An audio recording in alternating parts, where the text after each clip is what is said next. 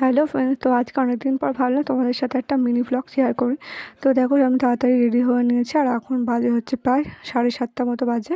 আর আমি পুরো রেডি হয়ে নিয়েছি, আর এখন যাচ্ছি একটুখানি ঘুরতে। আর আমাদের দিকে একটা মেলা বসে, সেই মেলাতেই যাচ্ছিলাম। আর এখানে বড় বাইক বের করে নিয়েছে।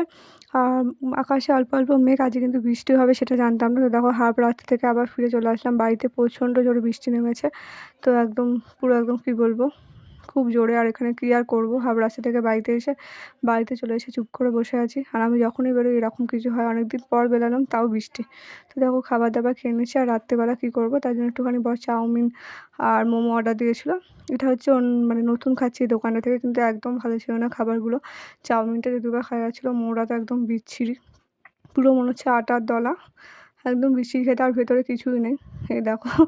আর এটা নিয়ে হাসাহাসি করছিলাম। আজকে আমার ভাগ্যটা খুব খারাপ, তার জন্য আর কী আর করবো। এখন টিভি দেখি আর একটু শুয়ে নিই। টাটা, বাই, দেখা হচ্ছে নেক্সট ভিডিওতে।